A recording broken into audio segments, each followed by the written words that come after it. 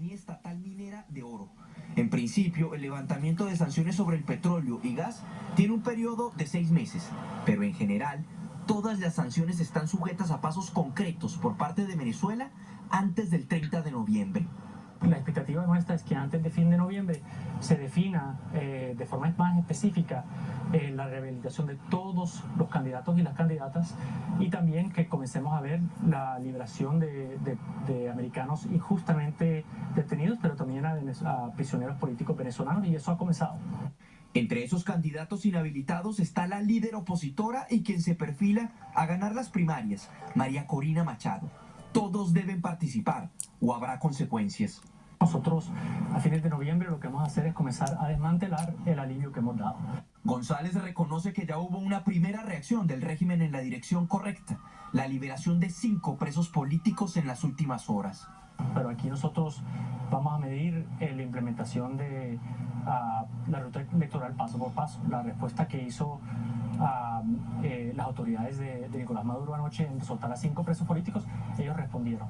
El Departamento del Tesoro también levantó la prohibición de negociación secundaria de algunos bonos soberanos de Venezuela, manteniendo prohibiciones sobre otros bonos en el mercado primario.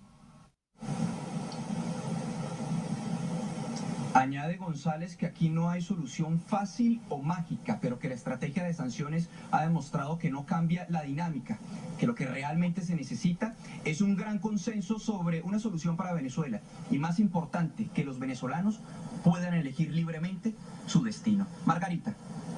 Juan Camilo, gracias por el reporte, y a esta hora nos acompaña Roberto Enríquez, miembro de la delegación que estuvo en Barbados por parte de la plataforma opositora, pero además negociador desde 2014 con el gobierno de Maduro. Señor Enríquez, buenas tardes, gracias por este contacto con Noticias Caracol.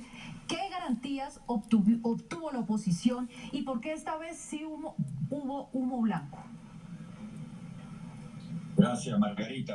Mira, la garantía, acabas de escuchar a un vocero de la comunidad internacional expresándolas, ¿no? A nosotros lo que nos corresponde en este proceso es defender los derechos del pueblo venezolano, tratar de agotar todos los mecanismos que tengan a nuestro alcance para rescatar esos derechos. Creo que el anuncio que hicimos desde Barbados, el acuerdo que se firma desde Barbados, nos coloca en una mejor situación de la que había antes, pero todavía falta muchísimo por hacer, y yo quisiera que el optimismo fuera racional, moderado, hasta que no vemos que de verdad se cristalice el derecho de los venezolanos a tener unas elecciones libres y el derecho de los venezolanos a que más nunca ningún venezolano, valga la redundancia, sea privado de libertad por sus opiniones políticas, y de que podamos tener una verdadera democracia en Venezuela. En efecto, se consignó, por ejemplo, que se permitirá la observación electoral internacional, lo cual era muy importante.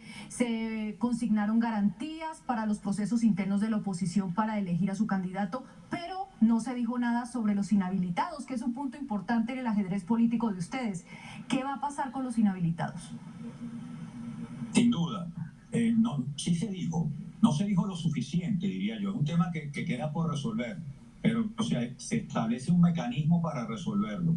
A nosotros lo que nos corresponde es luchar porque, primero, si el candidato que resulta vencedor en las primarias del domingo, que nosotros estamos respaldando, que son una propuesta de la plataforma unitaria y en la que nosotros participamos y seguimos acompañando, pues defenderlo y agotar todos los esfuerzos para que esté habilitado. Pero de resto, todos los venezolanos que están inhabilitados, cuando se inhabilita un líder político, se inhabilita también a sus electores, ¿no? Ese expediente de las inhabilitaciones, que es abiertamente inconstitucional, quede cancelado, de manera tal que esa es una materia pendiente, te lo confieso. Hay muchos logros, hay que reconocerlo, hay que valorarlo, pero quedan todavía muchísimas cosas por resolver, no solamente en materia de inhabilitados, sino en materia de reinstitucionalización de los poderes públicos en Venezuela y en materia de garantías de convivencia constitucional y democrática que se merece todo el país. Y usted, que ha sido testigo durante 9 años, testigo y protagonista del tira y afloje con el gobierno, ¿piensa que finalmente hay condiciones y razones para creer que el gobierno de Maduro respaldará unas elecciones limpias y abiertas en 2024? Mira, no lo sé, no, te aclaro, yo participé en el proceso del 2014, no desde el 2014, porque suena como que yo he estado 10 años negociando con esta gente, menos cuando estuve 5 años asilado en una embajada, retirado de la actividad política.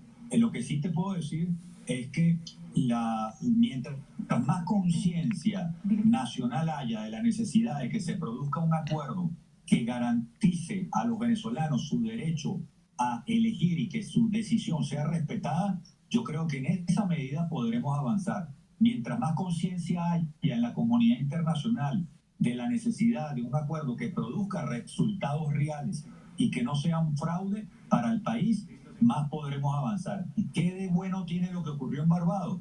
Que, como tú bien lo dices, después de 10 años es la primera vez que se produce un acuerdo. Antes, todos los procesos de negociación han sido una frustración dolorosa para el país. Hoy, lo único que cambia es que sí hay un acuerdo. Ahora tenemos es que estar muy vigilantes todos, muy escépticos. Yo creo que ser escéptico no es bueno, no es malo, siempre y cuando el escepticismo no sea autodestructivo, no sea paralizante, sino sea más bien vigilante para generar presión, para que esos acuerdos se hagan realidad y los acuerdos que quedan pendientes también sean una realidad. Pues señor Enríquez, muchas gracias por sus explicaciones. Por lo menos hay razones de esperanza para mirar los hechos que vendrán en los próximos meses. Y para entender mejor lo que sucede en Venezuela, nos acompaña nuestra analista internacional María Teresa Aya. María Teresa, ¿por qué ahora sí? ¿Por qué finalmente hay un acuerdo que hace pensar que podría haber unas elecciones limpias? Margarita, para que se cumpla todo acuerdo tiene que haber voluntad política de ambas partes. Ya hemos visto algo con la liberación de los 5 prisioneros políticos por parte de Venezuela, pero Venezuela tiene que ir más allá y tiene que entender que en este momento tiene una oportunidad de oro. En negociación se llama un puente de oro para mostrar que a pesar de las investigaciones por corrupción o por delitos humanitarios, el país está dispuesto a jugársela por unas elecciones libres, por la democracia y dar un paso más hacia el reconocimiento internacional de una Venezuela democrática. Digamos que en buena medida el balón está en la cancha del gobierno de Maduro de mostrar las acciones y de cumplir los compromisos. Para los estadounidenses, ¿qué está en juego aún? Aquí hay 3 temas importantes. Uno, mostrar que tienen voluntad y que están haciendo algo por la democracia y los derechos humanos en el hemisferio. 2, el tema económico y petrolero es supremamente importante. Luego de la guerra entre Ucrania y Rusia, las reservas globales de petróleo han disminuido muchísimo y el precio ha aumentado. Ellos quieren estabilizar el precio y aumentar las reservas. Para eso, Venezuela se vuelve importantísimo y clave en esta geopolítica. Y lo tercero es el tema de la migración. Para el año electoral que empieza en Estados Unidos, la migración va a ser un punto clave, un punto central. Y ha habido 500.000 venezolanos que han cruzado ilegalmente la frontera en los últimos 3 años, que se suman a un 25% de venezolanos que viven fuera del país. Así, Estados Unidos tiene que mostrar que está haciendo algo, que está trabajando con el gobierno de Venezuela y que puede llegar a un acuerdo que también le sirva a Estados Unidos más allá de lo que es la democracia y los derechos humanos. Ese punto que mencionas es importante, Teresita, el migratorio, porque otro hecho relevante de las últimas horas es que se reanudaron los vuelos de deportación de venezolanos desde Estados Unidos. Salió el primer vuelo desde Texas, específicamente están retornando los migrantes, que es parte de todo lo que están tratando de hacer por frenar todo este éxodo imparable. Entonces, ahora, ¿qué viene? Porque está también pendiente la liberación de los 3 rehenes estadounidenses. Es de esperar que en los próximos meses habrá muchas cosas por desarrollarse. Sí, habrá muchas cosas. Como decíamos, el tema de la migración es abrirle un poquito a esa válvula para que escape un poco la presión sobre el tema. Está el tema petrolero que decíamos. Aquí es importante recordar que Venezuela va a necesitar tal vez más de los 6 meses que le dieron para el tema del petróleo por el estado de las refinerías. 6 meses es para ponerlas a funcionar, no más. Y 3, hay que esperar que se den las elecciones que se movieron para finales del 2024.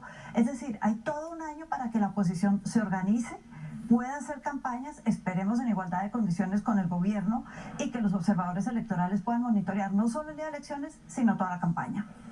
Pues Teresita, muchas gracias por su análisis y como veremos se avecinan semanas muy interesantes para Venezuela. Daniel. Camila, ustedes tienen más. Margarita, y el anuncio de Estados Unidos sobre el levantamiento temporal de sanciones contra Venezuela generó reacciones de nuestro país. Juan Andrés Beltrán, ¿quiénes se pronunciaron y qué dicen sobre este acuerdo?